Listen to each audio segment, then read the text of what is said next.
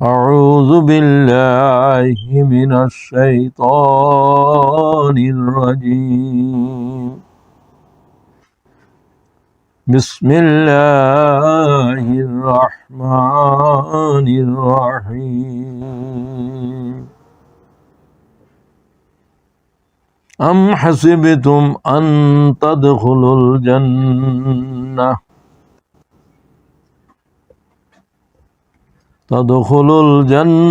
ولما يعلم الله الذين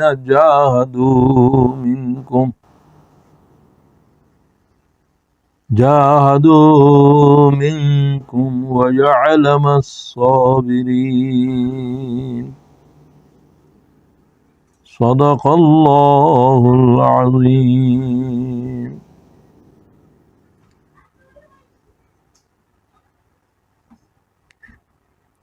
রাজশাহী বিশ্ববিদ্যালয় সংগঠনের প্রথম সারির দায়িত্বশীল ভাইদের শিক্ষা শিবিরের সম্মানিত অনুষ্ঠানের সভাপতি, পরিচালক,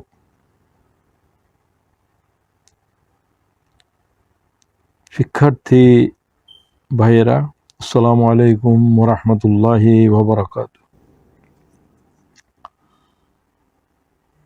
দরসুল কোরআনের অনুষ্ঠানে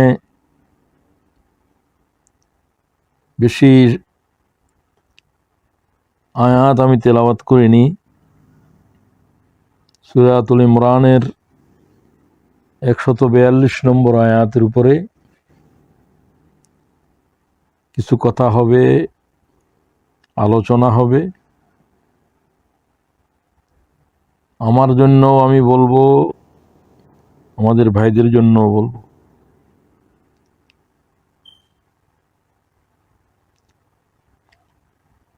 দরসুল কোরআন অনুষ্ঠান এটি আমাদের সংগঠনের গৃহীত একটি তারবিয়া প্রশিক্ষণ, যেখানে আমরা কোরআন শরীফের উপরে কথা বলার জন্য প্রস্তুতি গ্রহণ করে আসি। নির্দিষ্ট বিষয়ের উপর আয়াত তিলাওয়াত করি এবং এরপরে তার তরজমা, শানে নজুল, প্রাসঙ্গিক কিছু কথা বলা হয়ে থাকে। এরপরে আয়াতের উপর ব্যাখ্যা, কোরআন শরীফের আয়াত দিয়েই আয়াতের ব্যাখ্যা করার চেষ্টা করা হয়। সাথে হাদিসে রসুল সাল্লাল্লাহু আলাইহি ওয়াসাল্লাম এবং তাফসীর বিশেষজ্ঞদের মতামত এবং তাদের বক্তব্য সম্পৃক্ত করা হয়। এরপরে আমরা দার্সের থেকে আমাদের জীবনের জন্য কি শিক্ষা গ্রহণ করলাম, এই নিয়েই আমাদের সাংগঠনিক জীবনে আমরা শুনেছি। নিজের জীবনেও প্রায় 40 বছর আমি তো এই লাইনের উপরেই কথা বলতেছি। আমাদের ভাইয়েরা অনেকেই আলহামদুলিল্লাহ কোরআন শরীফ থেকে কথা বলতে পারেন। কোরআন শরীফ থেকে কথা বলাকে আমাদের উপরে ফরজ করা হয়েছে। এই কিরাত শিখা আমাদের উপরে ফরজ, এই কিতাবের উপরে ঈমান আনা আমাদের উপরে ফরজ, এই কিতাবের উপরে আমল করা ফরজ, এই কিতাবের দাওয়াত পৃথিবীর মানব জাতির কাছে পৌঁছে দেয়া আমাদের উপরে ফরজ, এই কিতাবের বিধান দুনিয়ার উপরে প্রতিষ্ঠা করার প্রচেষ্টা, জেদ্দোজেহাদ আমাদের উপরে আল্লাহ এবং রসুলের পক্ষ থেকে জিম্মাদারি। এই সমস্ত ক্ষেত্রে কোনো বিতর্কের কোনো গুঞ্জাইশ, কোনো অবকাশ নেই। আমরা এই সমস্ত বিষয়ে কোনো বিশেষজ্ঞদের, পণ্ডিতদের আলোচনা, বক্তব্য, ফতোয়া শুনতে রাজি নই। এ বিষয়ের উপরে আল্লাহ চূড়ান্ত বক্তব্য, রসুলের চূড়ান্ত কথা রয়েছে। এই কথার উপরে অন্যদের কথা বলার কোনো এজাজতই নেই। ওয়াকাফা বিল্লাহি শাহিদা, আল্লাহ বলেন, আমি যেখানে কথা বলবো সেটাই তো চূড়ান্ত। রসুল শুধু সেটা জানিয়ে দেবেন, না বুঝলে তোমাদেরকে বুঝেই দেবেন। এই কথার উপরে কোনো বিতর্ক, টানা হেঁচড়া, এদিকে সেদিকে নেয়ার এই সমস্ত প্রচেষ্টা তো ভয়াল অপরাধের সামিল। যাই হোক, আমি যাদের কাছে কথা বলছি তারা অনেক সচেতন। তো সচেতনরাও মাঝে মাঝে অচেতন হয়ে যায়, ঘুমে এসে যায়, জিমানি এসে যায়, অমনোযোগী হয়ে যায়। এগুলোকে গুনাহ মনে করবে, এগুলো শয়তানের ওয়াসওয়াসা। আল্লাহ থেকে এগুলোর জন্য পানা চাও। রব্বি আউযু বিকা মিন হামাযাতিশ শায়াতিন ওয়া আউযু বিকা রব্বি আন ইয়াহযুরুন। আর কথা বলার জন্য আল্লাহর সাহায্য চাই। রব্বি ইশরাহ লি সাদরি ওয়া ইয়াসসির লি আমরি ওয়াহলুল উকদাতাম মিন লিসানি ইয়াফকাহু কাওলি। আল্লাহ তাআলার পক্ষ থেকে ইরশাদ হচ্ছে, বলা হচ্ছে, ওহী নাযিল হচ্ছে, আম হাসিবিতুম আন তাদখুলুল জান্নাহ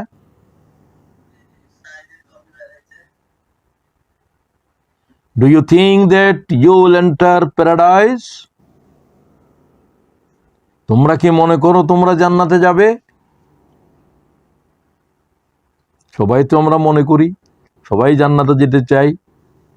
জান্নাতে যাওয়া জন্য ইচ্ছা করা, চাওয়া সুন্নতের ভিতরে শামিল।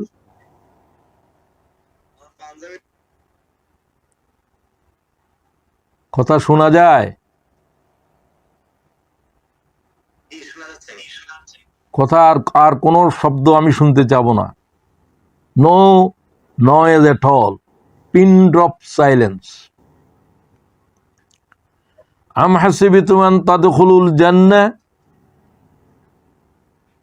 Do you think that you will enter paradise? তোমরা মনে করো কি তোমরা জান্নাতে যাবে? সকলকেই বলা হচ্ছে, ইমানদারদেরকে বলা হচ্ছে, আহলে কিতাবীরাও যারা আল্লাহর কোরআন বুঝে তাদেরকেও বলা হচ্ছে। ওয়ালাম্মা ইয়ালামিল্লাহুল্লাযীনা জাহাদু মিনকুম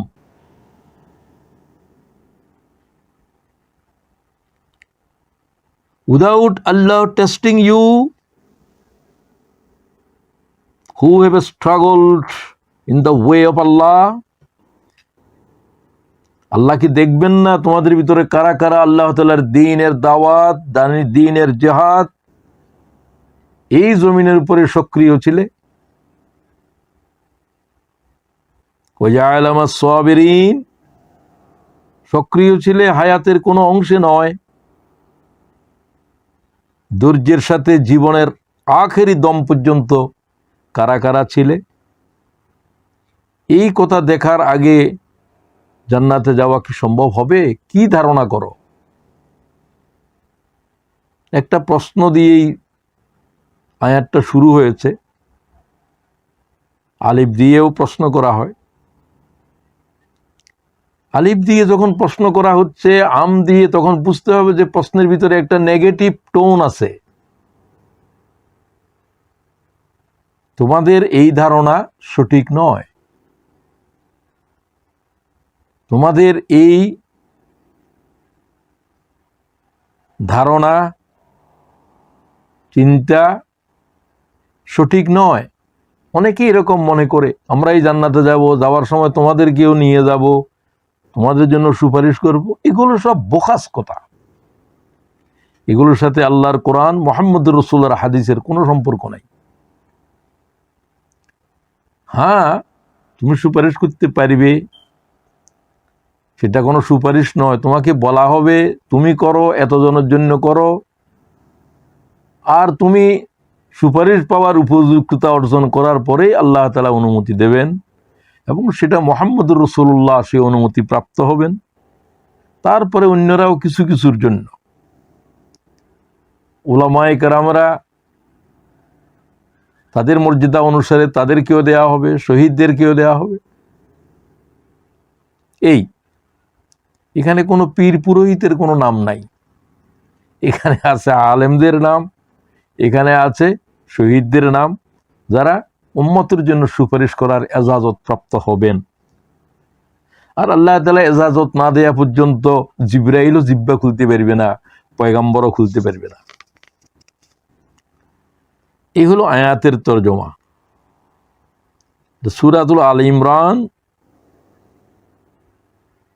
নামটা থেকে আপনারা বুঝতে পারছেন এটা কোনো ইমরানের নাম নয়। আল ইমরান, দি ফ্যামিলি অফ ইমরান। এটা এই সূরার 33 নম্বর আয়াতের ভিতরে রয়েছে।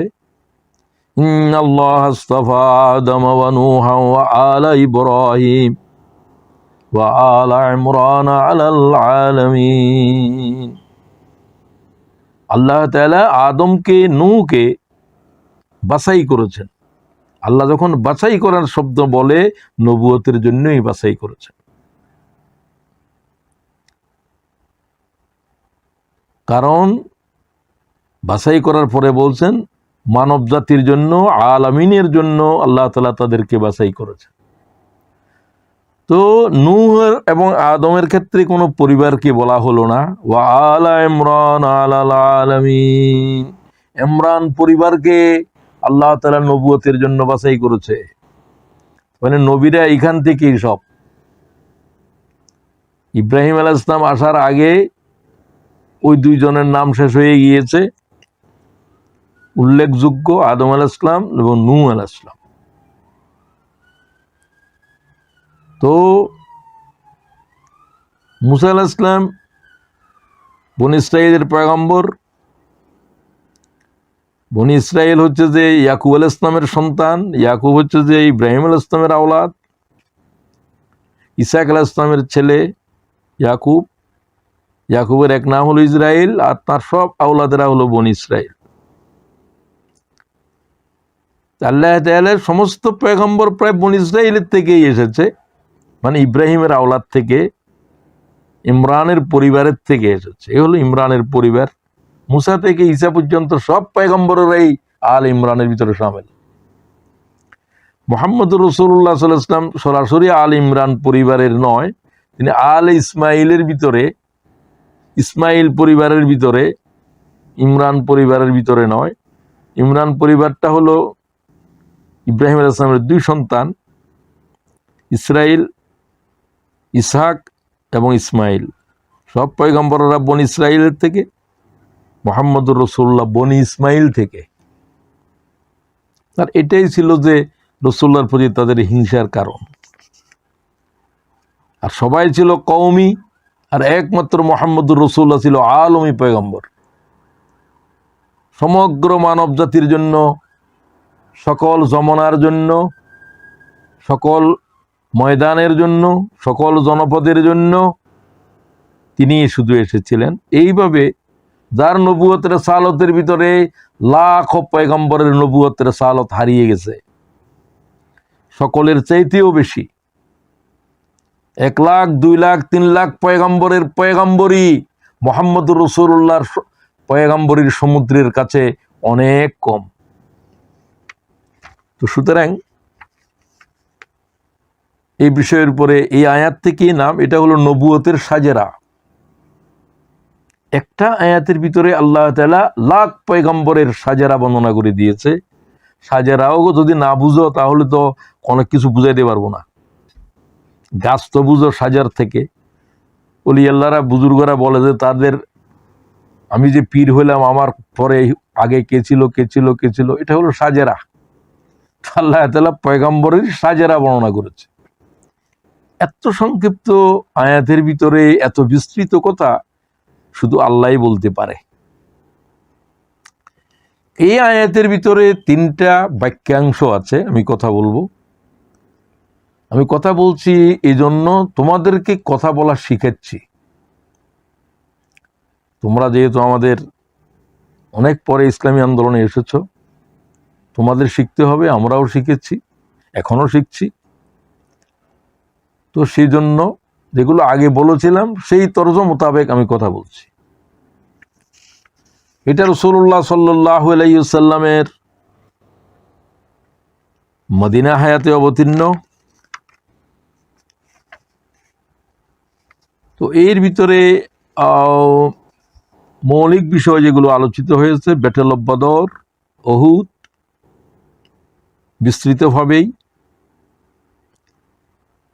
তারপরে ইসলামের বিরুদ্ধে যারা ষড়যন্ত্রকারী মদিনায়, তারা হলো আহলে কিতাবীদের এই বেশিরভাগ মুনাফেক, মুসলমানদের ভিতরেও ঢুকেছিল এরা। এদের ভয়াবহ যে ইসলামের মধ্যে অনৈক্য সৃষ্টির ক্ষেত্রে, ষড়যন্ত্র করার ক্ষেত্রে, সে সকল বিষয়ে কিছু আলোচনা করা হয়েছে। তাদের কনস্পিরেসির উপরে, মুসলমান নামাজ পড়ে রোজা করে কিন্তু কাফেরের চাইতে নিকৃষ্ট, তো এগুলো তো এখানে আজকের আয়াতের ভিতরে এগুলো নাই, এগুলো সূরার ভিতরে আছে। তো সেগুলোর উপরে আর বেশি আলোচনা করতে যাচ্ছি না, যেহেতু সময়ের ভিতরে আলোচনার উপরেই কথা বলতে হবে, অনেক কথা বলতে হবে। যদিও আয়াত সংক্ষিপ্ত, একটু বিস্তারিত কথা বলতে হবে। এই আয়াতের মূল বিষয় হলো জিহাদ ফি সাবিলিল্লাহ। কথার থেকে বুঝে নিয়েছেন, তোমরা কি জান্নাতে যাবে, জিহাদ করবে না? জিহাদ মানে হচ্ছে যে আল্লাহর দ্বীনের দাওয়াত এবং দ্বীনের বিধান প্রতিষ্ঠা করার প্রচেষ্টা।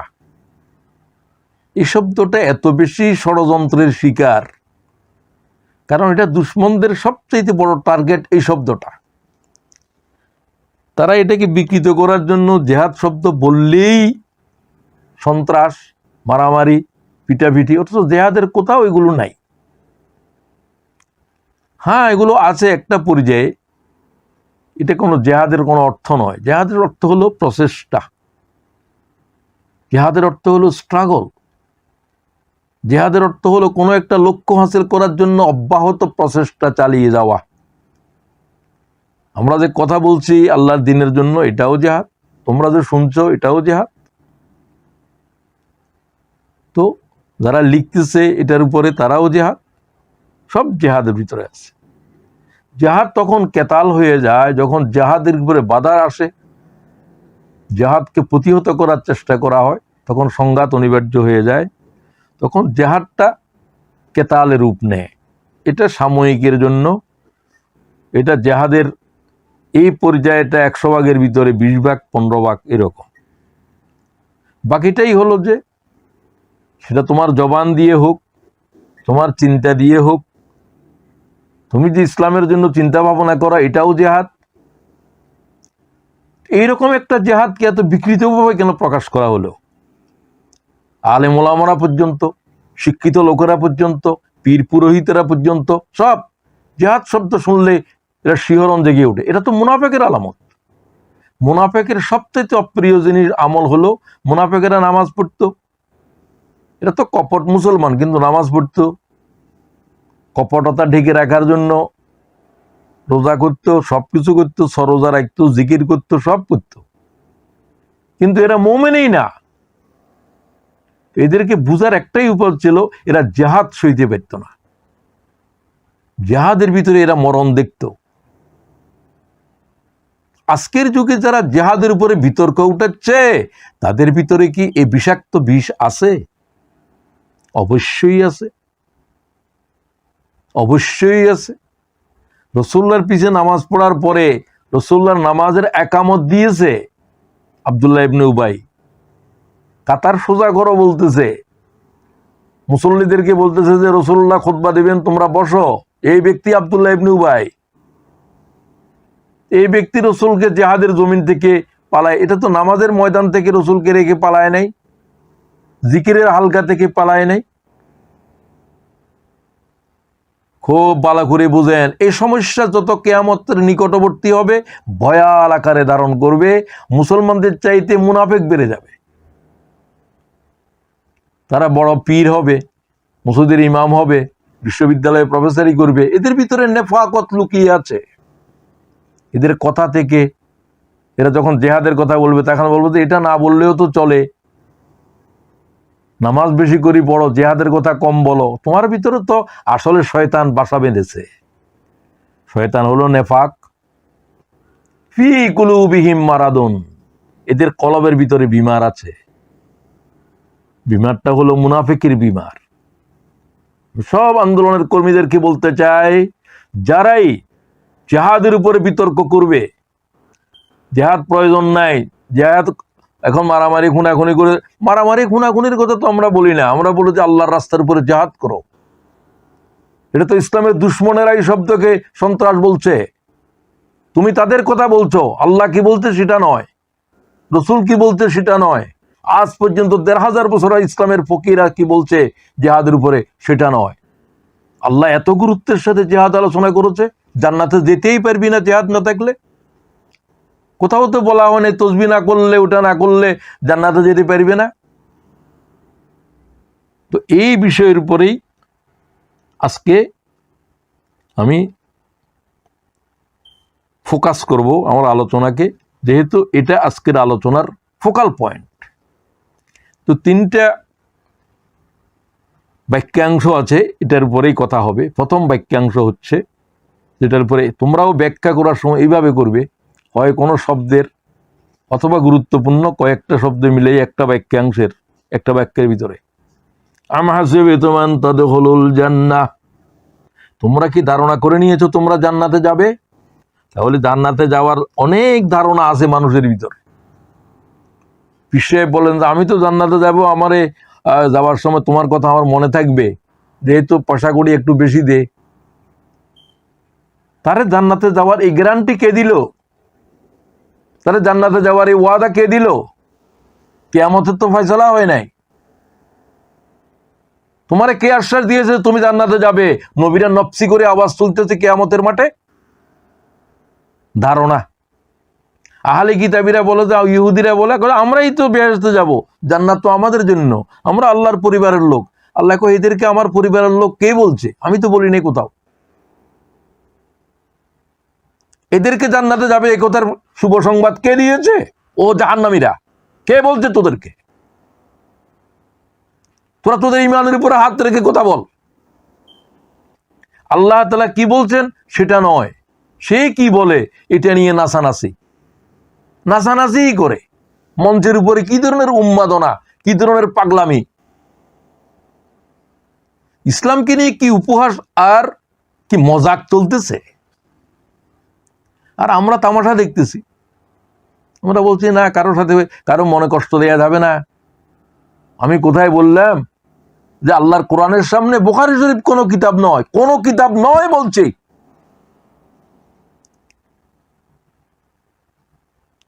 তোমার কাছে এলেম না থাকলে আমি কি করব?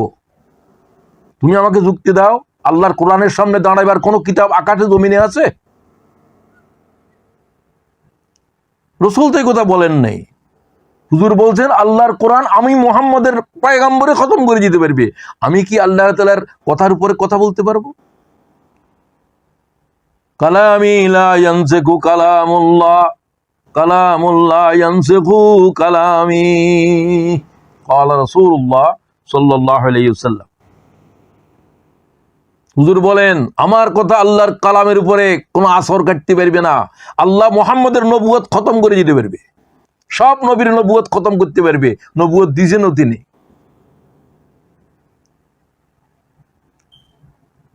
সুতরাং কোরআন শরীফের মোকাবেলায় কোনো কিতাব আছে মনে করলে তাকে আরেকবার ঈমান আনতে হবে, আরেকবার ঈমান আনতে হবে, মুসলমান হইতে হবে তাকে।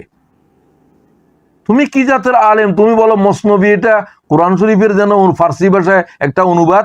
আমি বলি তোমাকে আরেকবার ঈমান আনো গই। তুমি মসনবীরে কোরআন শরীফের অনুবাদ বলো? কোরআন শরীফের কোনো তো অনুবাদেই নাই, কোরআন শরীফের কোনো ট্রান্সলেশন নাই, এটা আনট্রান্সলেটেবল বুক। আমি ইসলামী আন্দোলনের এই পর্যায়ের লোকদেরকে বলবো, কোরআন সম্পর্কে তোমাদের জাহান পরিষ্কার করো। এই কিতাবের উপর আমরা ঈমান এনেছি। তোমার বুখারীর উপরে, মুসনবীর উপরে ঈমান, এগুলো ঈমানের কিতাব নয়। কোরআন শরীফ হলো ঈমানের কিতাব। এই কোরআনের প্রত্যেক বর্ণের উপর ঈমান আনতে হবে, না হলে কাফের হয়ে যাবে। এক শব্দ অস্বীকার করলে কাফের হয়ে যাবে। এটা এই জাতের কিতাব কোরআন। যাই হোক, আমাদের ভিতরে অনেক দুর্বলতা আছে, মাঝে মাঝে দেখি আমি। কি যে অবস্থায় পড়ছি, হায়াতের শেষ পর্যায়ে এসে দেখলাম যে 40 বছর 50 বছর কি করলাম, কিছুই করি নাই, আমি কিছুই করি নাই। আমাদের কর্মীদের ভিতরে যে জাহালত দেখেছিলাম তার ভিতরে অনেক পরিবর্তন আশা করেছিলাম হায়াতের এই পর্যায়ে। অনেক হয়েছে, হয় নাই একেবারে এমন না। এখনো পর্যন্ত এগুলোর অস্তিত্ব রয়ে গেল কি করে? হ্যাঁ, রয়ে তো কিছু তো যাবেই। রসুলের পিছে নামাজ পড়ার পরেও তো কিছু মুনাফেক ছিল, অনেকেই ছিল। তো চিন্তা করো, রসুল তাদের জানাজা পড়তে পর্যন্ত গিয়েছেন। আল্লাহর ওহী নাযিল হয়েছে, আমি মুনাফিকের জানাজা হারাম করে দিলাম আজকে থেকে। ফালা তুসাল্লি আলা আহাদিম মিনহুম মাতা আবাদা, কিয়ামত পর্যন্তের জন্য হারাম করে দিলাম। কত বড় ভয়ঙ্কর রোগ মুনাফিকি। মুনাফিকি চিনবাজে জেহাদ থেকে, এই জন্য তাদের এই শব্দ নিয়ে তো বাড়াবাড়ি। এটা হচ্ছে যে মূল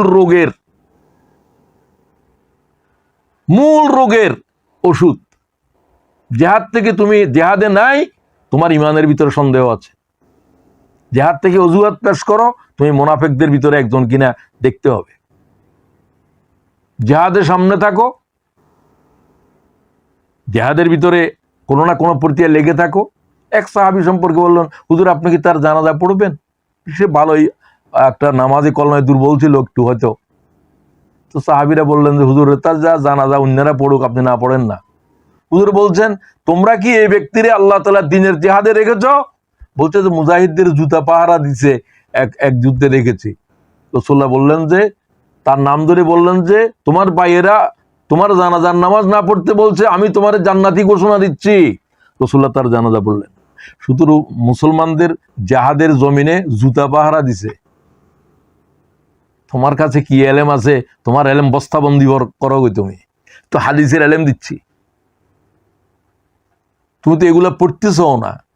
কারণ দীর্ঘদিন থেকে জেহাদের আলোচনা ব্রিটিশেরা শিক্ষা ব্যবস্থা থেকে রহিত করে দিয়েছিল। মাদ্রাসার শিক্ষা ব্যবস্থা থেকে, তারাই তো মাদ্রাসার শিক্ষা ব্যবস্থা প্রণয়ন করেছিল। ব্রিটিশেরা যখন শিক্ষা ব্যবস্থা দেয়, এখনো পর্যন্ত তাদের হাতে যারা যারা সবক নিয়েছিল, বুখারী শিখেছে তাদের হাতে, মসনবী পড়েছে, বাইজাবি পড়েছে, কাশরাফ পড়েছে খ্রিস্টান পাদ্রীদের কাছে। তারা ওই পাদ্রীদের কাছে শিক্ষা লোকেরা যাদেরকে শিক্ষা দিয়েছে তারা বলছে আমাকে। চট্টগ্রাম দারুল আলিয়া মাদ্রাসার প্রিন্সিপাল ছিলেন সলিমুর রহমান, ওনার আব্বা ফজলুর রহমান। সলিমুর রহমান বললেন, আমাদের ওস্তাদেরাই খ্রিস্টান পাদ্রীদের থেকে বাইজাবি এবং কাশরাফ পড়েছে, তারাই বলেছে। কলকাতা আলিয়া মাদ্রাসার দীর্ঘদিন প্রায় 50 বছর 100 বছর পর্যন্ত তারাই তো এই সমস্ত পড়ায়। তাদের থেকে বাইজাবি আর কোরআন শরীফ শিখি তুমি কি সবক নিছ? এই ছিল অবস্থা। এটা আল্লাহ তাআলার এক মেহেরবানি। আল্লামা মওদুদীর মতো আল্লাহ এক গোলামকে খাড়া করে দিয়েছিল বিংশ শতাব্দীতে, যে মুসলমানদের এই সমস্ত জাহেলিয়তের বিরুদ্ধে ভয়ঙ্কর ভাবে নাড়া দিয়েছে সবকিছু। তো আসেন, প্রথম প্রশ্নের উপরে বেশি কথা বলতে পারতেছি না, সময় চলে যাচ্ছে কিভাবে, সময়ের সাথে তো আমি দৌড়াইতে পারতেছি না। তো আহলে কিতাবীরা কি মনে করে, আল্লাহ তাআলা কয় তোমরা কি মনে করো, এইগুলোর উপরে কিয়ামতের ফয়সালা হবে না। লাইসা বিআমানিকুম ওয়ালা আমানি আহলিল কিতাব। এই আয়াত আব্দুল্লাহ ইবনে মাসউদকে বলা হয়েছিল। হযরত ওমর জিজ্ঞাসা করলেন, কোরআন শরীফের সবচেয়ে ভয়ঙ্কর আয়াত কোনটি? কারণ তিনি কোরআন বিশেষজ্ঞ সাহাবী, তিনি এই আয়াত পড়লেন হযরত ওমরের সামনে। লাইসা বিআমানিকুম ওয়ালা আমানি আহলিল কিতাব। তোমরা কি মনে করো, আহলে কিতাবীরা কি মনে করে? আমরা মনে করি আমরা জান্নাতি, তারা মনে করে তারা জান্নাতি, ওরা মনে করে হেরা জান্নাতি, প্রত্যেকে তাই মনে করতে আছে। আল্লাহ কয় তোমরা কে কি মনে করো, জান্নাতের ফয়সালা কি এগুলোর উপরে হবে? তোমাদের ধারণার উপরে হবে? মাইয়ামাল সুআন ইউজজা বিহি। আমি তো প্রত্যেকটি বদামল নাফরমানের শাস্তি বলবৎ করব কিয়ামতের মাঠে। প্রত্যেকটা নাফরমানিকে ধরা হলে আল্লাহর কয় গোলাম বাঁচে কম্বল থেকে উঠে আসতে পারবে। তোমার হাসা থাকবে, আমার ঘুম দেওয়া থাকবে? আল্লাহ যদি বলে যে প্রত্যেকটা অপরাধের উপরে ধরা হবে। এই আয়াত পড়ে পড়ে আবু বকরের কান্দন থামাইতে পারতেছে না রাসূলুল্লাহ। ইয়া রাসূলুল্লাহ, আল্লাহ বলছেন মান ইয়ামাল সুআন ইউজা বিহি, প্রত্যেক নাফরমানির উপরে ধরা হবে। আমি আমার জিন্দেগির পিছনের দিকে, আমার গুনাহগুলোর দিকে নজর করি, আল্লাহ যদি ক্ষমা না করেন, এক একটা গুনার জন্য যদি ধরা হয়, নবী পর্যন্ত জানাইতে পারবে না। তাদেরও ত্রুটি বিচ্যুতি আছে, হতে পারে, আল্লাহ ক্ষমা করে দেন, সেটা তো ভিন্ন। এখানে সেই কথা বলেন নাই, এখানে বলেন না যে ক্ষমা, এখানে ক্ষমার কথা নাই এই আয়াতের ভিতরে। প্রত্যেকটা বদামলের উপরে যা দেয়া হবে, সাজা দেয়া হবে। ওয়ালা ইয়াজিদ লাহু মিন দুনিল্লাহি ওয়ালিয়্যান ওয়ালা নাসীরা, আল্লাহর শাস্তির মোকাবেলায় কোনো সাহায্যকারী দাঁড়ানো, কথা বলা, সুপারিশ করা, এগুলো অসম্ভবের অসম্ভব। এই জন্য এই আয়াতকে সবচেয়ে কঠোর আয়াত বলা হয়েছে। তোমাদের অনেকেই হয়তো জানো না, এটা যে কোরআন শরীফের সবচেয়ে কঠিন আয়াত। আমার যা বুঝতে 60 বছর 70 বছর লাগলো, তুমি কি বুঝবে? আমি তো 50 বছর কোরআন শরীফের দরিয়ার ভিতরে থাকি। দরিয়া অবগাহন করতে না পারলে দরিয়ার সরে সরে হাঁটি আমি।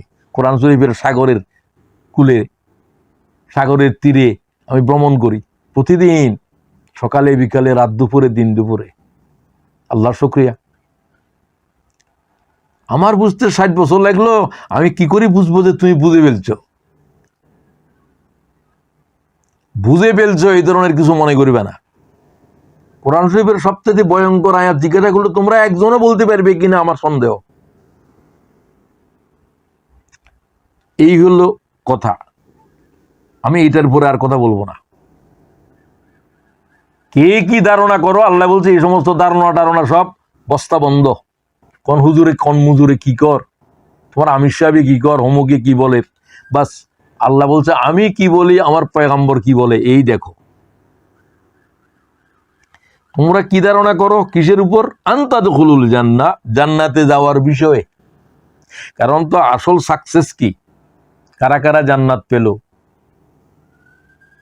লা ইস্তাউই আসহাবুন নার ওয়া আসহাবুল জান্নাহ, আসহাবুল জান্নাতি হুমুল ফায়েজুন, আসহাবুল জান্নাতি হুমুল ফায়েজুন। কি? জান্নাতি এবং জাহান্নামীরা এক নয়। জান্নাতীরা কামিয়াব, জান্নাতীরা কামিয়াব, জান্নাতীরা কামিয়াব। আসহাবুল জান্নাতি হুমুল ফায়েজুন। কারা কারা কামিয়াব হবে, এটা কারো ধারণার উপরে নয়। আমার সামনে আমার আমলনামা আসবে,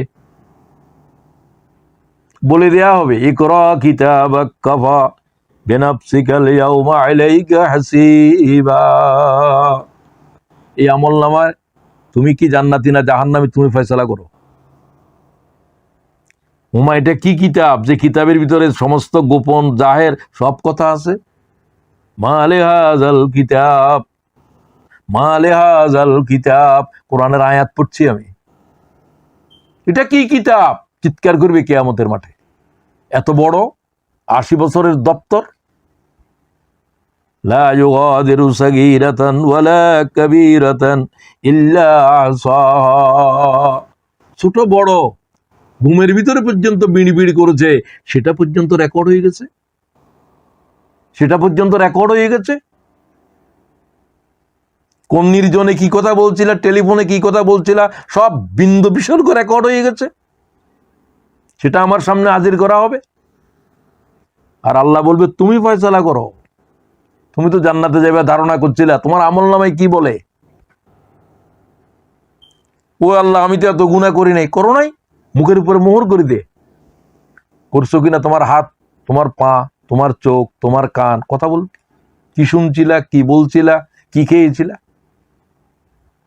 আলিয়াউমা নাখতিমু আলা আফওয়াহিহিম ওয়া তুকাল্লিমুনা আইদিহিম ওয়া তাশহাদু আরজুলুহুম বিমা কানু ইয়াকসিবুন। আজ তোমাদের পা, তোমাদের হাত আল্লাহর সাথে কথা বলতে শুরু করবে।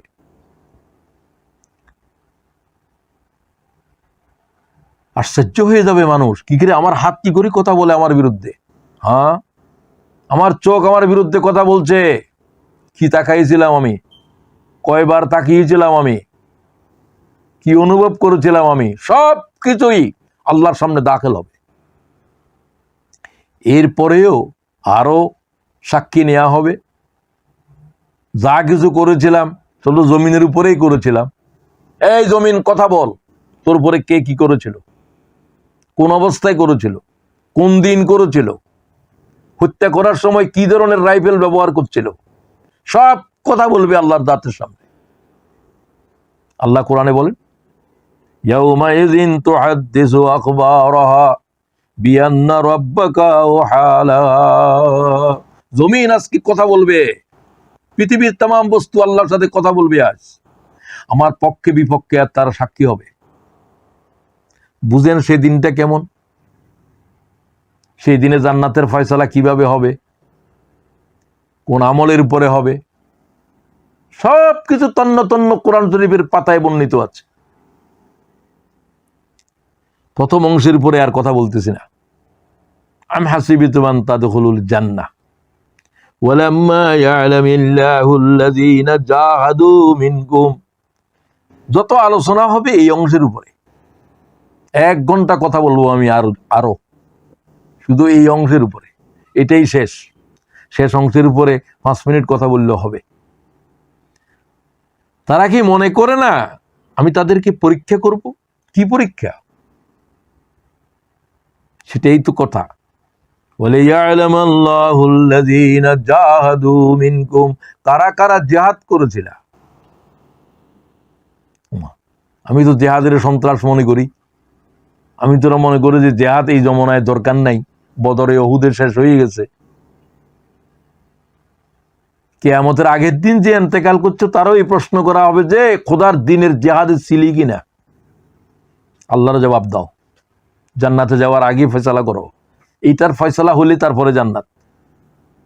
এখন আপনি বুঝছেন, আপনি ধারণা কি করেন, আমি কি করি, আর আল্লাহ জান্নাতে যাওয়ার জন্য কি ধারণা, সেটা তো আল্লাহ লিখে দিয়েছে কিতাবে, বলে দিয়েছে কিতাবে, নবী এসে জানিয়ে দিয়েছে কিতাবে, নবীর জিন্দেগীর আমলের ভিতরে দেখিয়ে দিয়েছে।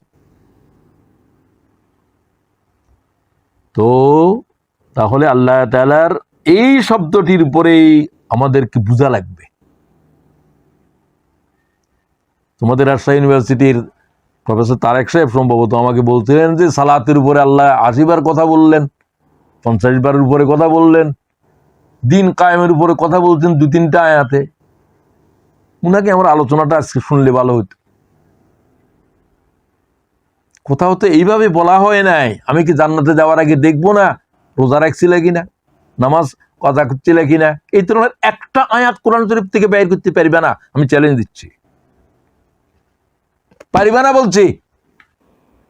তাহলে তুমি চিন্তা করো, 100 বার বলা আর এই একটা কথা বলা কি ভয়ঙ্কর, এটার ওজন কত বেশি। যে দিন কায়েম করার জন্য আল্লাহ কথা বলতে গিয়ে সূরা সূরার 13 নম্বর আয়াত, এটা এত ওজন যে নামাজের উপর যত আয়াত আছে সব এক পাল্লা রাখলে তারপরে ওইটা আসমানে থাকবে, ওই একটা আয়াত জমিনের উপরে থাকবে, পাল্লারে এইভাবে নামায় ফেলবে, এত ভারী কথা। বুঝতে হবে আল্লাহ যেটা ইশারা করে সেটাও কোরআন, সেটা নবী বুঝেই দিতে হয়। তো সুতরাং বুঝতে হবে যে কোন কথার গুরুত্ব কতটুকু দেওয়া হচ্ছে। আল্লাহ বলছে জান্নাতে যাবার ধারণা করছো তোমরা আহলে কিতাবীরা সব, আমি শুধু এক জিনিস দেখে নেব, কারা কারা আমার দিনের জিহাদে শরীক ছিল।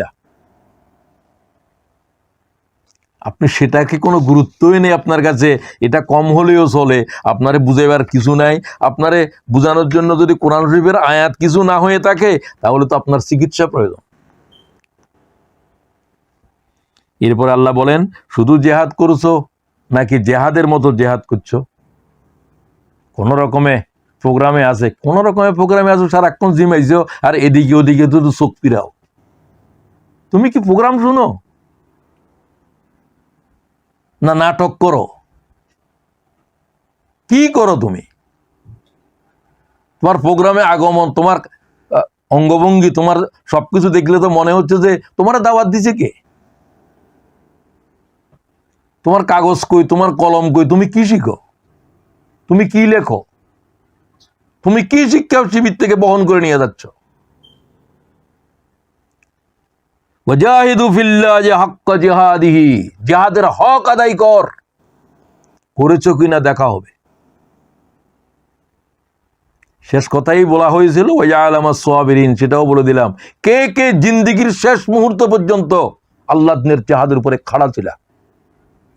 কিছুদিন তো সভাপতিও ছিল, তাও কোনো তোমাদের রাজশাহী বিশ্ববিদ্যালয়ের নয়, কেন্দ্রীয় ছাত্র শিবিরের সভাপতি।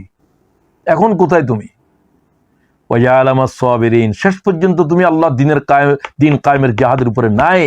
ও আল্লাহ আমাদেরকে আখেরি দম পর্যন্ত তোমার দিনের প্রসার, দিনের জিহাদের উপরে কায়েম রাখো।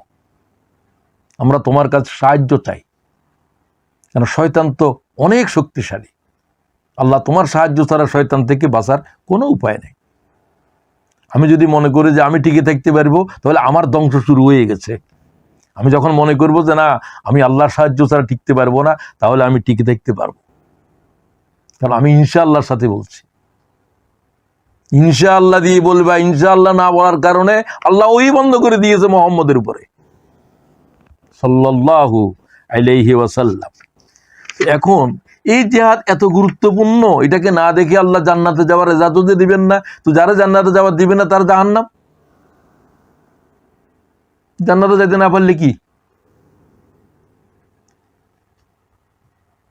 তো এখন আসেন জিহাদের উপরে কিছু কথা বলতে হবে। সাহাবীরা আলোচনা করতেছেন সবচেয়ে গুরুত্বপূর্ণ আমল। ওই যে আমার এক ভাই বললেন যে নামাজ সবচেয়ে গুরুত্বপূর্ণ, বেশিবার আল্লাহ ওহী করেছে। হ্যাঁ, কেউ বললো যে কাবা শরীফের ইবাদত বেশি, 1,00,000, এটা বেশি গুরুত্বপূর্ণ। কেউ বললো যে সমাজের পিপাসার্থ মানুষের মরুভূমিতে পানি পান করা বড় ইবাদত, বেশি সওয়াব। তো বিতর্ক তো হইতেই পারে, প্রত্যেকের যুক্তিও আছে। রাসূলুল্লাহ সাল্লাল্লাহু আলাইহি ওয়াসাল্লাম বললেন যে তোমরা কি নিয়ে আলোচনা করছো মসজিদে নববীর ভিতর?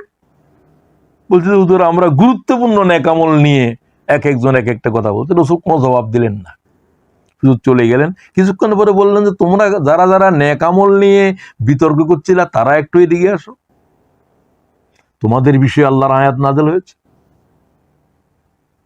আজালতুম সিকায়াতাল হাজ্জ ওয়া ইমারাতাল মাসজিদিল হারাম, সূরা তাওবার।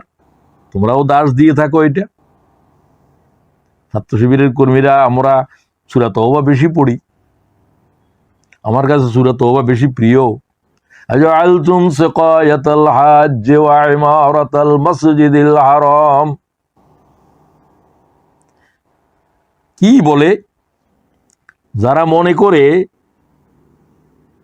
তোমরা যারা মনে করো হাজিদেরকে পানি পান করানো আর বায়তুল্লাহ ইবাদত করা, বায়তুল্লাহর খেদমত করা, বায়তুল্লাহর ইমারত নির্মাণ করা, বায়তুল্লাহর যে কোনো কিছুর সাথে সম্পৃক্ত থাকা, এটা সব ইবাদতের চাইতে বেশি সওয়াব, আল্লাহর কাছে বেশি গ্রহণযোগ্য, বেশি মর্যাদার অধিকারী।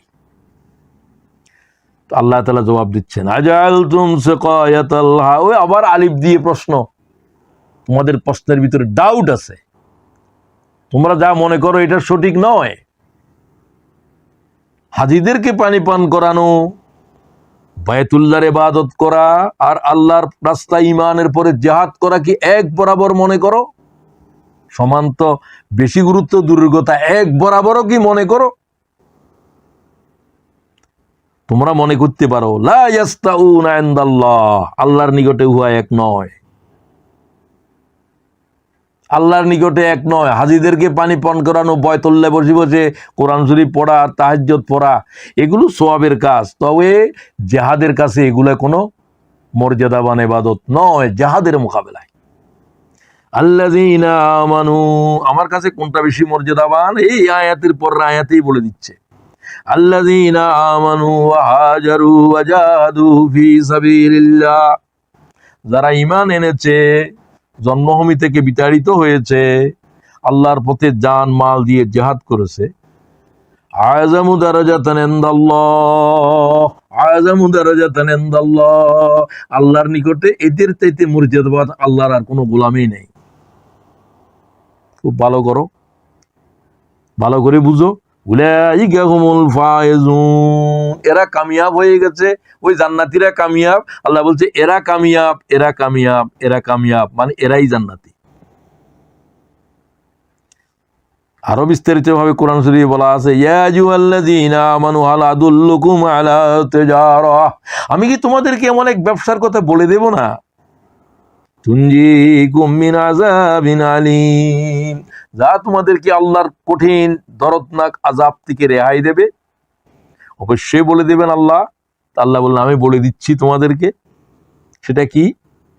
তুমিনুনা বিল্লাহি ওয়া রাসূলিহি ওয়া তুজাহিদুনা ফি সাবিলিল্লাহ, তোমরা ঈমান আনো আল্লাহর উপরে এবং রাসূলের উপরে, এবং জিহাদ করো আল্লাহ তাআলার পথে, বিআমওয়ালিকুম ওয়া আনফুসিকুম, তোমাদের জান তোমাদের মালকে এই পথের উপরে লাগাই দাও। যালিকুম খায়রুল লাকুম ইন কুনতুম তা'লামুন, তোমরা যদি জানতে, যারা ঈমানের সাথে হিজরত করেছে, জিহাদ করেছে, তারা সকল মর্যাদাবানদের উপরে বেশি মর্যাদাবান।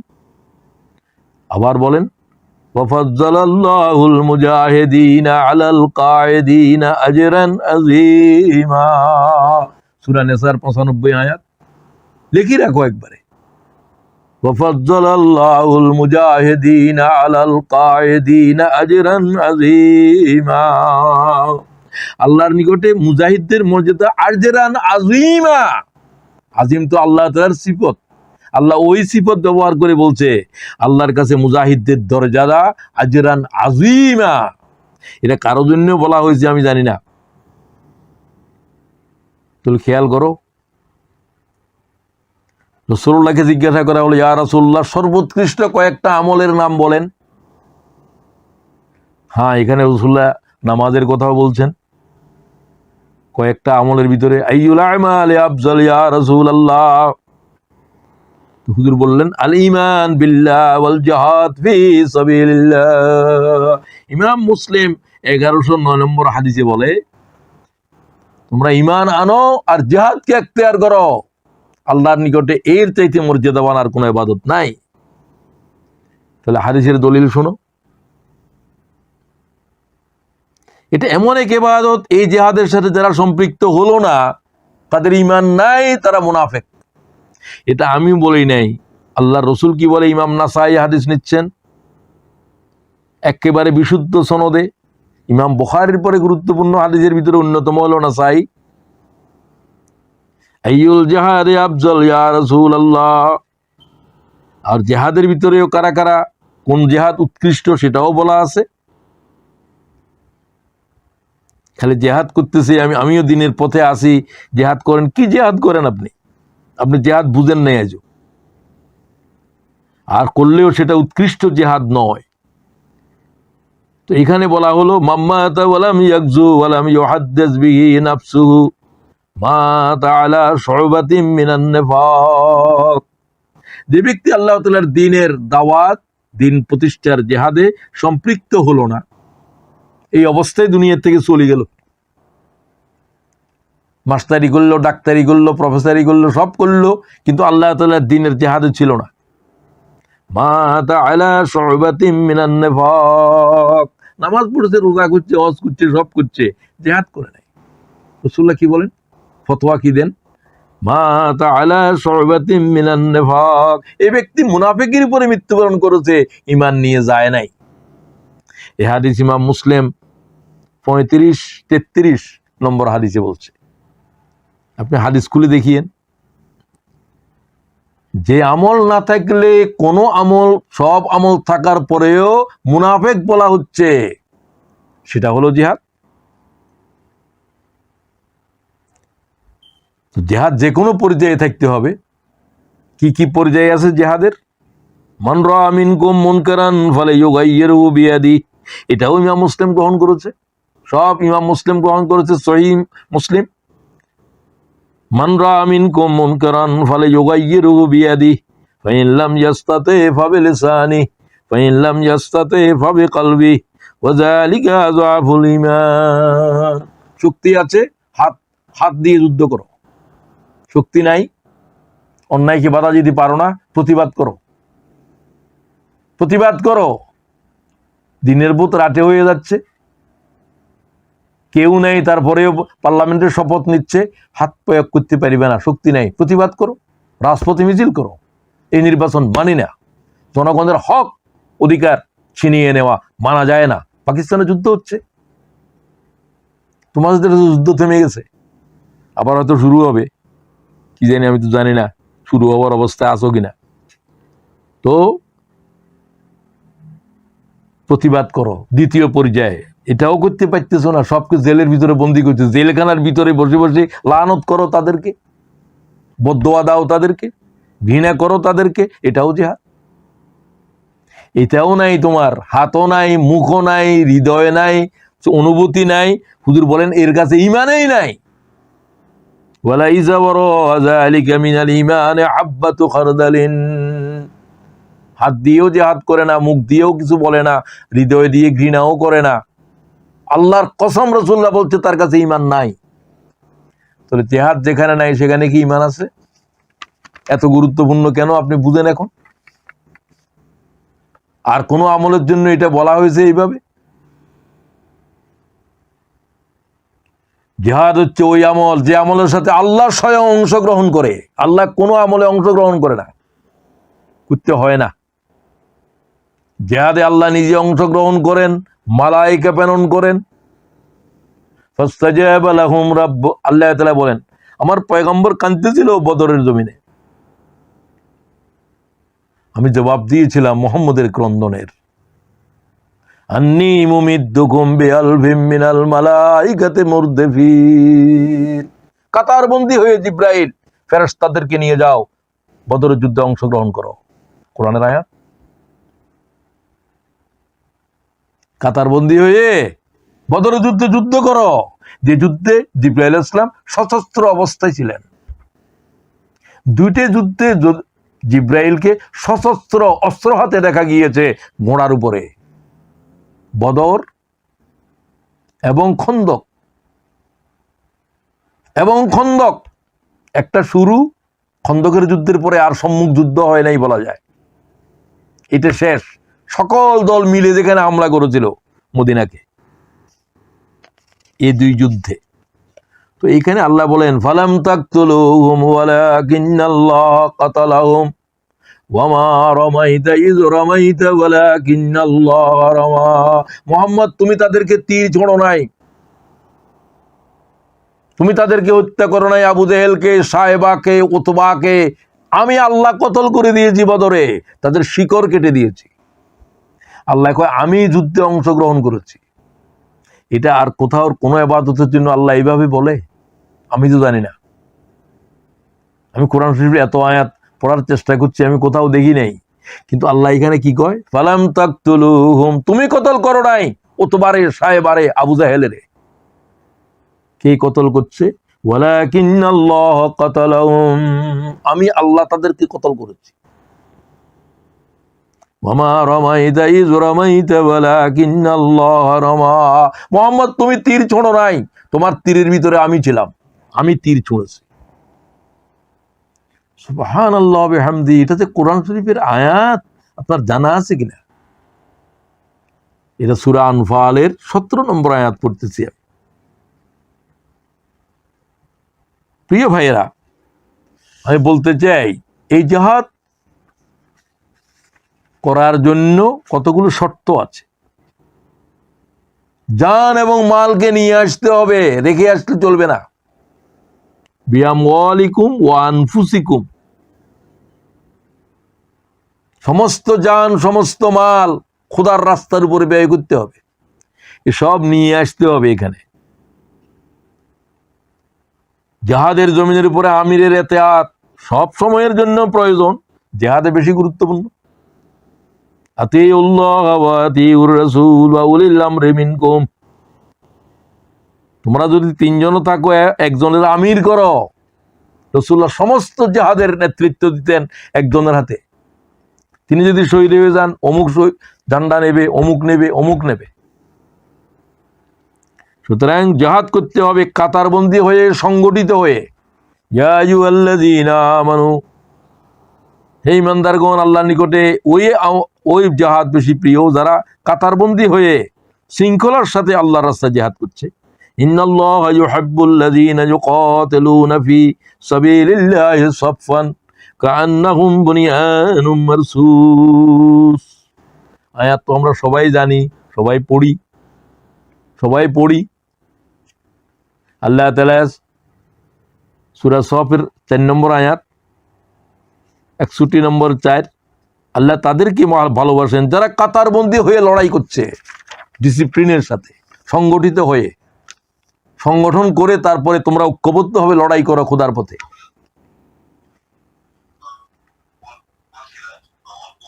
আর শর্ত হচ্ছে এই যে জিহাদ করতে হবে আল্লাহরে রাজি করার জন্য, ইখলাসের সাথে। ইন্না আহাদানা ইউকাতিলু গাযিবান ওয়া ইউকাতিলু হামিয়া। নবী পাক বলেন, বাহাদুরি করার জন্যই জিহাদ করো, তোমার সাহস বীরত্ব দেখানোর জন্য কি জিহাদ করো আর শহীদ হও। তোমাদের এই শাহাদাত, এই জিহাদ আল্লাহর কাছে গ্রহণযোগ্য নয়।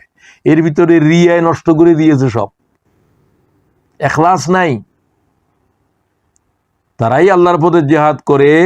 মান কাতালা লিতাকুনু কালিমাতুল্লাহি হিয়াল উলিয়া, যারা শুধু আল্লাহর কালেমাকে বুলন্দ করার জন্য, আল্লাহর দ্বীনকে বিজয় করার জন্য কারাগারে জীবন দিচ্ছে, ফাঁসি দিচ্ছে, নির্যাতিত হচ্ছে, আল্লাহ এদের রক্ত, এদের কাতরা, এদের মেহনত বৃথা যেতে দেবে না।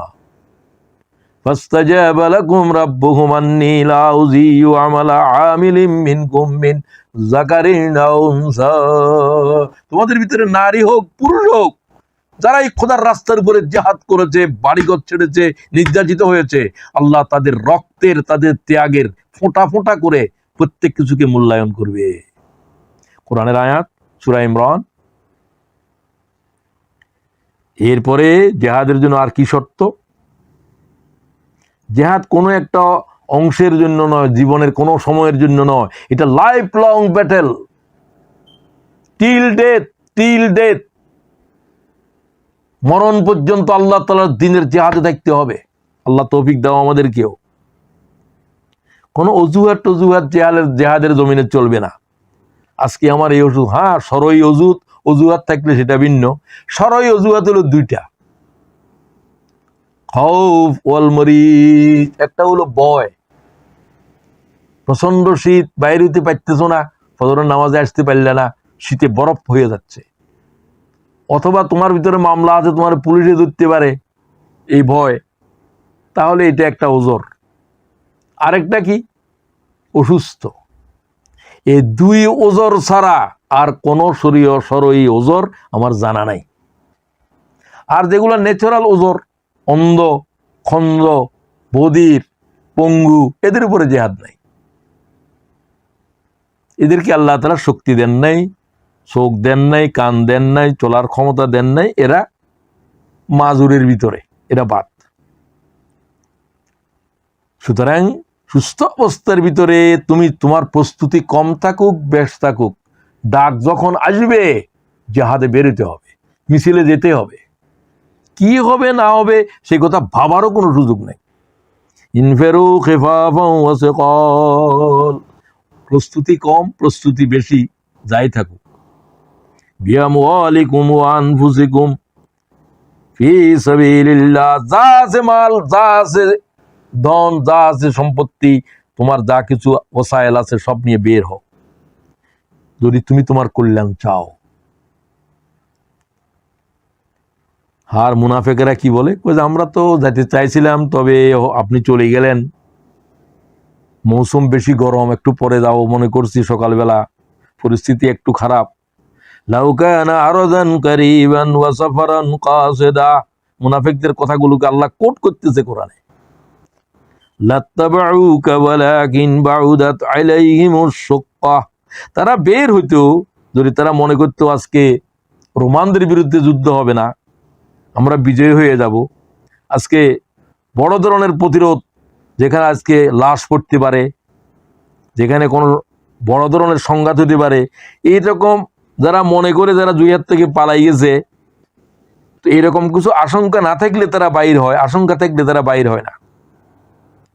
ওয়ালাকিন বাউদাত আলাইহিমুশ শাক্কা, তাদের জন্য আজকের জিহাদে বের হওয়া বড় কঠিন, কারণ রোমানদের বিরুদ্ধে যুদ্ধ হচ্ছে, সেখানে মরণের আশঙ্কাই বেশি।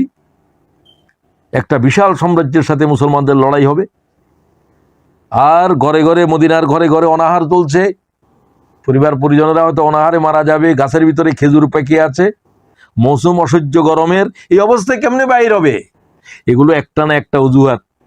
হুজুর পরিবারে অসুখ, আমার কাজ আছে, ওই কাজ আছে, গাছে খেজুর আছে, এগুলো তো আমি না আসলে তো নষ্ট হয়ে যাবে, বাল বাচ্চারা কি খাবে? আল্লাহ তাআলা কোরআন শরীফের শব্দ ধরে ধরে বলেছে এগুলাকে, বুঝতে পারেন আপনি? আল্লাহর পয়গম্বর যুদ্ধে চলছে, রাসূলুল্লাহ শহীদ হয়ে যেতে পারে, তোমার বেঁচে থাকার কি দরকার? আল্লাহর দ্বীনের পরাজিত হইতে পারে, আমার ঘরের ভিতরে লুকিয়ে থাকার, আমার জান বাঁচানোর কি প্রয়োজন? আমি তো এই জানমাল আল্লাহরে দিয়েছিলাম। সুতরাং অজুহাত পেশকারীরা মুনাফিকের আওলাদ। অজুহাত পেশকারীদের বিষয়ে সাবধান থাকবা, দ্বীনের ক্ষেত্রে অজুহাত দিবা না, বরং অজুহাত পেশ না করে আল্লাহ তাআলার ডাকে সাড়া দিয়ে ইমানের পরীক্ষায় বিজয়ী হও। তোমার মৌত না আসলে জিহাদ তোমার মৌত আসবে না।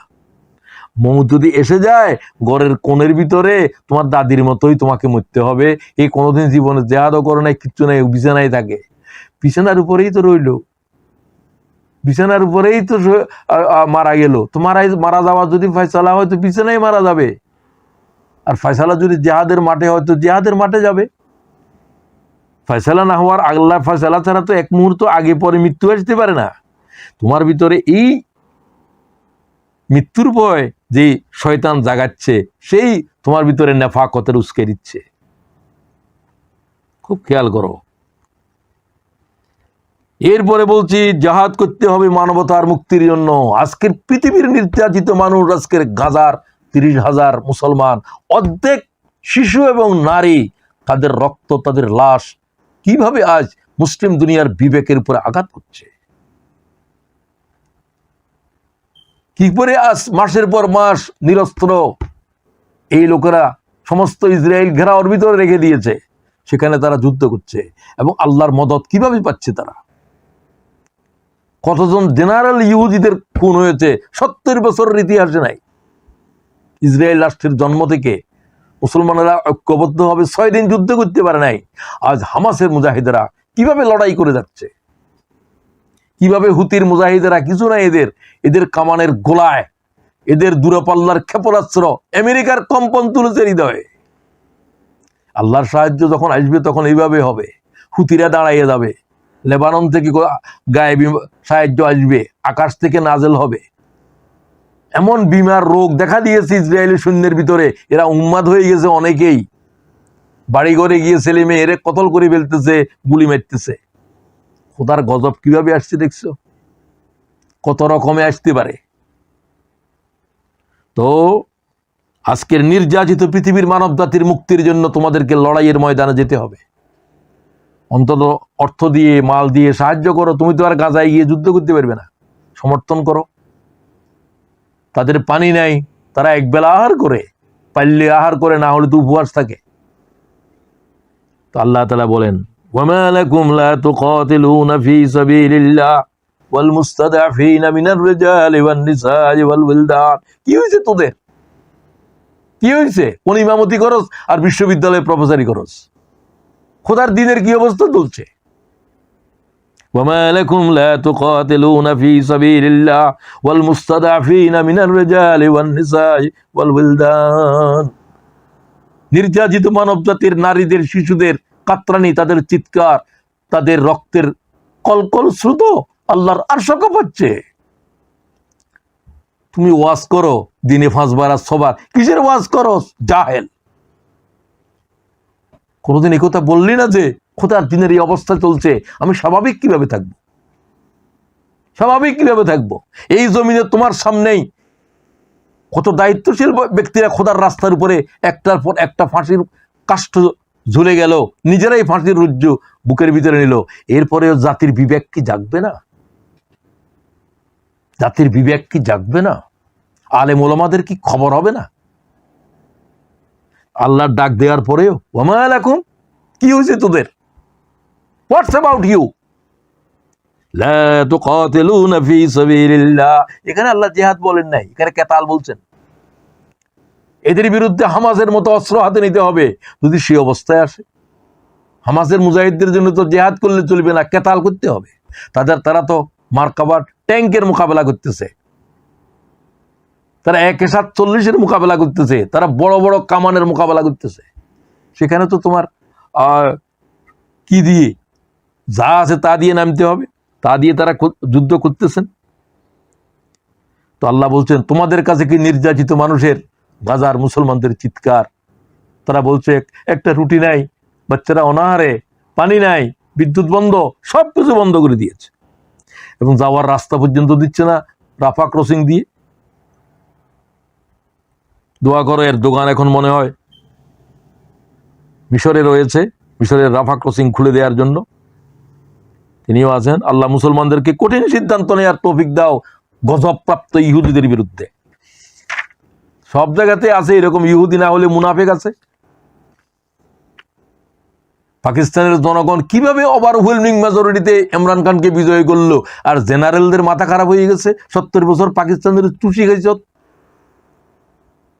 পূর্ব পাকিস্তান এবং এটাও পাকিস্তানের অংশ ছিল, এটারে খণ্ড বিখণ্ড করছস, হাজার হাজার মানব খুন করছস। এই জেনারেলেরা, এই অসভ্যরা, তারা আবার ইমরান খানের উপর অত্যাচার, জনগণের রায়কে এরকম দলিত মচিত করে দিচ্ছে। ইমরান নির্দেশ দিয়েছে, রাজপথে বের হও, তোমাদের সাথে রাজপথের শেষ খেলা হবে। উনি তো বন্দী, এখনো এই বন্দী অবস্থায় চিৎকার করছে, তুমি তো আজ মুক্ত আছি। এরপরে বলতে চাই, জিহাদের ময়দান থেকে পালিয়ে যাওয়াকে আল্লাহ হারাম করে দিয়েছে। পালিয়ে যাওয়ার মানে কি? আমার এখন এই কাজ আছে, আমার ওই কাজ আছে, তুমি পালাচ্ছ। তারা বলতেছিল, ইয়া রাসূলুল্লাহ, খন্দকের জমিনে হুজুর আমাদের বাড়ি ঘরে অসুবিধা, ছেলে মেয়ে অসুস্থ। আল্লাহ ওয়ামা আলাইকুম বিহা, তাদের বাড়ি ঘরে কিছুই হয় নাই। আল্লাহর রাসূল 1 মাস পর্যন্ত বাড়ি ঘরে যায় নাই, যুদ্ধ চলতেছে 28-29 দিন পর্যন্ত লাগাতার যুদ্ধ চলছে, 30,000-এর বাহিনী মদিনারে ঘেরাও করে রেখেছে। তোমার বাড়ি যাওয়ার দরকার হয়ে পড়ছে, ছুটি চাও কেন? ছুটি চাও কেন? ছুটি চাও যে তোমার ইমানের ভিতরে ভয়ঙ্কর রোগ বাসা বেঁধেছে। তো ওয়াইয়াকা ওয়াল ফিরার মিনাজ যাহাব ওয়াইন হালাকিন নার, ও মুআজ, যুদ্ধের জমিনে যখন লাশের পর লাশ পড়তে থাকবে, সেই ময়দান থেকেও পালাতে পারবি না। ক্বালা রাসূলুল্লাহ সাল্লাল্লাহু আলাইহি ওয়াসাল্লাম, 10টা নসিহতের ভিতরে একটা নসিহত, যেখানে ভাইয়ের পর ভাই শহীদ হয়ে থাকবে, 30,000 লোক শহীদ হয়ে যাবে, তারপরেও পলাতে পারবি না, তারপরেও যুদ্ধ চালিয়ে যেতে হবে। এই সমস্ত কোরআন এবং হাদিসকে তোমাদের এলেমের ভিতরে ঢুকে না? হাদিসের দলিল পর্যন্ত বলে দিচ্ছি। মুসনাদে আহমদের ভিতরে মুআজ ইবনে জাবালের যে 10টা নসিহত রাসূলুল্লাহ করছে, তার ভিতরে একটা এই, ওয়াইয়াকা ওয়াল ফিরার মিনাজ যাহাব ওয়াইন হালাকান নাস, যেই জমিনের উপরে ভাইদের লাশের পর লাশ দেখবে, সেই ময়দান থেকে পিছনে হটতে পারবি না। আল্লাহু আকবার। তিনি হটেন নাই, তিনি ইয়ারমুকের যুদ্ধে ছিলেন। মুআজ সম্ভবত তিনি ইয়ারমুকের যুদ্ধে শহীদ হয়েছেন। খুব ভালো করে বুঝো, তিনি দক্ষিণ এলাকার কমান্ডার ছিলেন। রাসূলুল্লাহ তাকে নসিহত করতেছেন আর বহু আগে, হুজুর তো আর ইয়ারমুকের যুদ্ধ দেখেন নাই। খুব ভালো করে বুঝো, বাংলাদেশের প্রেক্ষিতে, তুমি তোমার প্রেক্ষিতে, আমি আমার প্রেক্ষিতে দেখি। জিহাদের জন্য কি আমার অভাব এটা ভাববে না, তোমার কি আছে তা নিয়ে বেরিয়ে যাও, আল্লাহর উপরে তাওয়াক্কাল করো। ওয়াকাফাল্লাহুল মুমিনিনাল কিতাল, যুদ্ধের জন্য মুমিনদের জন্য আমি আল্লাহ যথেষ্ট, আমি আল্লাহ থাকবো তোদের সাথে। 30,000-এর বাহিনী ধ্বংস করার জন্য আল্লাহ 28 দিন পর্যন্ত দেখছে তোমরা কি করো, তোমরা বাড়ি ঘরে যাও না, তোমরা যা আছে যুদ্ধ করতেছো। আল্লাহর মায়ের আসবে শেষ রাত, কি ওয়ায়ুরসিলুর রিয়া, কি পাঠাইলো আল্লাহ, রিহা ওয়া জুনুদাল লাম তারাওহা। আবু সুফিয়ানের বাহিনীর উপরে আল্লাহ বললেন, আমি ঘূর্ণি বার্তা পাঠাইলাম, ঘূর্ণি, আর পাঠাইলাম অদেখা শক্তি, অদেখা সৈন্য, মালায়েকা, এগুলা ধরে ধরে আছাড় মারতে শুরু করলো। সমস্ত উট বাহিনী যা ছিল সব উড়ে নিয়ে গেল। হুযায়ফা বললেন, রাসূলুল্লাহ আমারে পাঠাইছেন তাদের অবস্থা দেখার জন্য। আমি দেখলাম কি করে ঘূর্ণি সমস্ত তাঁবুরে নিয়ে চলছে, যা এখানে যা কিছু ছিল সব কিছুকে এইভাবে ঘূর্ণি, এই জায়গার ভিতরে শুধু তুফান হচ্ছে, 1 ফুট দূরেও কোনো তুফান নাই। আল্লাহ তাআলা তাই বললেন, আমি পাঠাইলাম তাদের উপরে তুফান পাঠাইলাম, ও জুনুদান লাম তারাওহা, যে সৈন্য তারা দেখো নাই। ও আল্লাহ, সে বাহিনী তুমি গাজায় নামায় দাও, সে বাহিনী পাকিস্তানে নামায় দাও ইমরান খানের বাহিনীর সাথে, সে বাহিনী বাংলাদেশের ইসলামী ছাত্র শিবির এবং যারা মানবতার মুক্তির জিহাদে রয়েছে, আল্লাহ তাদের জন্য নামাও, তাদের আমিরাজ কারাগারে। আল্লাহ তাআলা তোমার সে সৈন্য নামায় দাও, ওই ঘূর্ণি বাংলাদেশের জালেমদের মাথার উপরে আল্লাহ তোমার গজবের ঘূর্ণি প্রবাহিত করো। এটা আল্লাহর পক্ষে কোনো কঠিন বিষয় নাই। একদিনের এক ধরনের কয়েক মিনিটের, আধা ঘন্টা পর্যন্ত চলছিল সম্ভবত, কিছুই আর রাখে নাই। আবু সুফিয়ান পালাতে শুরু করলো, বললো যে আমি পালাইলাম, 30,000-এর বাহিনী ছত্রভঙ্গ দিয়ে গেল। তবে সেটা আল্লাহ তাআলা 28 দিন আগে তো নাযিল করল না, রাসূলুল্লাহ স্বয়ং যুদ্ধের মাঠে আছে, একদিন 2 দিন, মাসের একবারে শেষ। আর ওই মাস অনেক সময় 28, 29 দিনেই আল্লাহ তাআলার বাহিনী আসলো, আল্লাহ তাআলা ঘূর্ণি পাঠালো। এই 28 দিন দেখলো যে কারা কারা মুনাফেক। আল্লাহ আমি পরীক্ষা করে দেখেছি,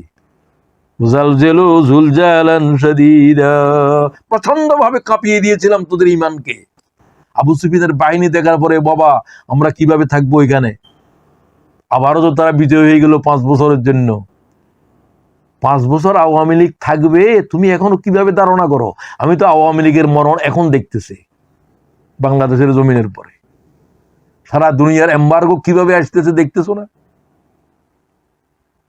তুমি তো দেখবে না, তোমার ভিতরে তো মুদির বুট ঢুকছে, আমাদেরকে ভারত বাঁচাবে। ভারত আল্লাহর মোকাবেলা কি কোনো শক্তি? আমরা আল্লাহর শক্তিরে সক্রিয় করার জন্য আমাদের ত্যাগ, আমাদের কোরবানি দিতে হবে, আর আমাদের প্রস্তুতি লাগবে। ওয়াইদ্দু লাহুম মাসতাতা'তুম মিন কুওয়া, জিহাদের জন্য প্রস্তুতি শর্ত, ফরজ। সাহাবারা বললে, হুজুর আমরা শক্তির প্রস্তুতি কি নেব? হুজুর বলছে, নিক্ষেপ করতে শিখো, নিক্ষেপ করতে শিখো। আলা ইন্নাল কুওয়াতা রামিয়ুন, আলা ইন্নাল কুওয়াতা রামিয়ুন। হাদিস পড়ে নিও ভালো করে। ইমাম মুসলিম এই হাদিস গ্রহণ করেছে। রাসূলুল্লাহ মসজিদে নববীর মিম্বরের উপরে হাদিস বর্ণনা করতেছিল। শক্তি হচ্ছে নিক্ষেপ করতে জানা, শক্তি হচ্ছে নিক্ষেপ করতে জানা। তো সমস্ত কামান গোলা যা আছে সব নিক্ষেপ করা, গুলি হচ্ছে নিক্ষেপ করা, ডিল হচ্ছে। তারা যুদ্ধ শুরু করেছিল ইনফাদা, মানে পাথর মারা থেকে। এই হামাসের মানুষেরা ইসরায়েল দেখলে পাথর মারত, সেগুলো আজকে কামানের রূপ নিছে। রাসূলুল্লাহ 1500 বছর আগে বলছেন, ক্ষেপণাস্ত্র, ক্ষেপণাস্ত্র, ক্ষেপণাস্ত্রই হচ্ছে যুদ্ধের সমরাস্ত্র সবচেয়ে বড় হাতিয়ার। আমি আশ্চর্য হই, একটা উম্মি নবী 1500 বছর আগে কি করে বললো, যেটা 1500 বছর পরের মানুষেরা বুঝতে পারছে ক্ষেপণাস্ত্র কি, ক্ষেপণাস্ত্র কি জাতের অস্ত্র। হুজুর বললেন, আলা ইন্নাল কুওয়াতার রামিয়ুন। আমি কোন হুজুরের জবানে পর্যন্ত শুনলাম না বুখারী শরীফ পড়ায়, মুসলিম শরীফ পড়ায়। আফসোস আমাদের জন্য। ইল্লা মাশাআল্লাহ, কিছু হয়তো ভালো থাকতে পারে, আর আমি তো হয়তো ওনার কথা শোনার সুযোগ হয় নাই। একজন লোকের কথাই বেশি শুনতাম সাইদি সাহেবের পরে, মনে করো মৌলানা লুৎফুর রহমান সাহেব। এই এক বাঘ আলেম ছিল, অসুস্থ হয়ে গিয়েছেন। আমি তার কাছে শুধু শুনছি এই সমস্ত আলোচনা, যে খন্দকের যুদ্ধে রাসূলুল্লাহ বললেন, খন্দক খনন করো, নামাজ কাজা করো। আসরের নামাজ, আসর কাজা করো, খন্দক খনন করো। মাগরিব কাজা করো, খন্দক খনন করো। কোনোদিন শুনছো এটা? তুমি শুনবে না তো। তুমি তো বলছো যে নামাজের এত আয়াত, শুনো ভালো করি। খন্দক খনন করো, নামাজ কাজা করো। খন্দক 9 ওয়াক্ত নামাজ কাজা হয়েছে, মারুফুল কোরআনের মুসান্নিফ বলতেছে। কোন যুদ্ধে রাসূলুল্লাহর এত নামাজ কাজা হয় নাই। নামাজ কাজা আদায় হবে, যুদ্ধের পরাস্ত হওয়া কাজা নাই। এখন মদিনাকে তছনছ করে ফেলবে 30,000-এর বাহিনী। তোমারে বুঝাইতে পারবো না আমি, বুঝতে সময় লাগবে আরো। এই হলো প্রস্তুতি।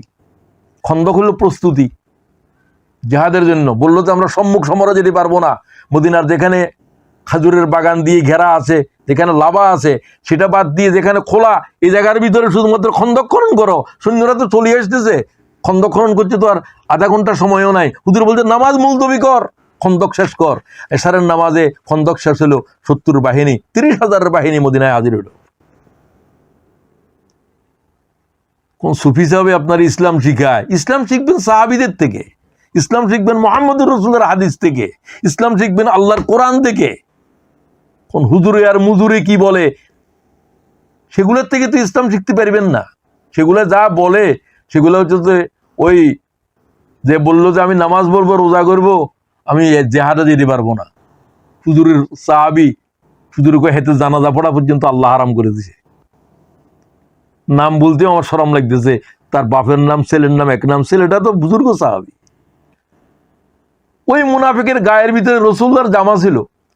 ছেলেটা বললো যে ইয়া রাসূলুল্লাহ, আমার আব্বা তো ইন্তেকাল করতে, আব্বার কথা আর কি বলবো, আমার আব্বার কি কোনো মুক্তি হবে? আব্দুল্লাহ ইবনে উবাইয়ের ছেলে আব্দুল্লাহ কয়, হুজুর আপনার গায়ের জামাটা কি আমার আব্বাকে দিবেন? আমি আমার আব্বার লাশ পড়াই দিতাম, হুজুর করে নিয়ে যাও। আবু বকরের গায়ে ছিল জামা, উমরের গায়ে ছিল, তারা তো আবু বকরের গায়ে তো কোনো নতুন কাপড়ও ছিল না। তিনি বলছেন আমার গায়ের জামা দিয়ে দাফন করে দিও। রাসূলুল্লাহর জামা গায়ে দিয়ে গেছে আব্দুল্লাহ ইবনে উবাই, যার জানাজা হারাম করে দিয়েছে আল্লাহ, তার নাজাত কিভাবে হবে? আর আল্লাহ আয়াত নাযিল করে ওয়ালা তাকুম আলা কবরিহি, এর কবরে যাই তোমার কারোর জন্য দোয়া করতে পারবে না, মুনাফিকের জন্য। মুনাফিক আজ চিনছনি তুমি? মুনাফিক হলো যারা জিহাদে যায় না, বাস সোজা একটাই বুঝো। এমনি তো শুনছো মুনাফিক মানে যারা কথা বললে মিথ্যা বলে, তো মিথ্যা বলে যে জিহাদে যায় না, এটা তো 1 নম্বর মিথ্যাবাদী। এই ইমানে বলছে আল্লাহর কথা মানবে, এখন মানে না, এর চাইতে বড় মিথ্যাবাদী কে? বড় আমানতের খেয়ানতকারী কে? তুমি আমানতের খেয়ানত বুঝো নাই, মিথ্যাবাদীও বুঝো নাই। সুতরাং আমি আর এই বিষয়ের উপর কথা বলতে চাই না। এই জিহাদ দায়মি, যতক্ষণ হায়াত থাকবে ততক্ষণ এই জিহাদে থাকতে হবে। আল্লাহ তাআলা বললেন আমি দেখে নেব কারা কারা সবরের সাথে ছিলা, ওই যে আলামাস সাবিরিন, ধৈর্যের সাথে ছিলা। আলোচনাকে আর দীর্ঘায়িত করতে চাই না। ইসলামী ছাত্র শিবিরের দায়িত্বশীলদেরকে বলতে চাই, জিহাদ এবং সন্ত্রাস এক নয়। নিরপরাধ মানুষকে খুন করা, প্রতিশোধ নেওয়া, এগুলো সন্ত্রাস।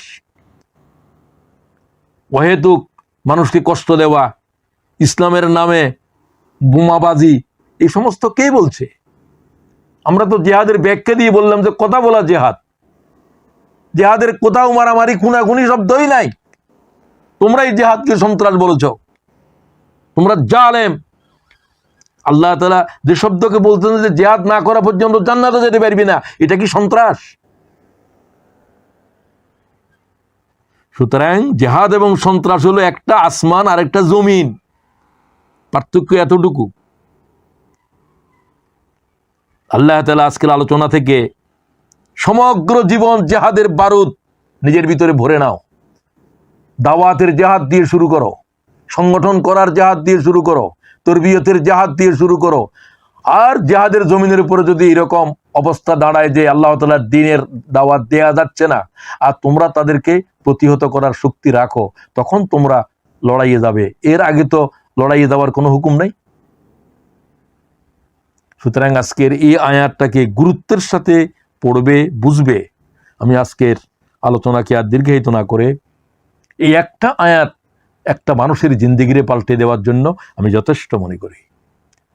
আমি আমার আলোচনাকে এখানে শেষ করতে চাই। আসসালামু আলাইকুম ওয়া রাহমাতুল্লাহি ওয়া বারাকাতুহু।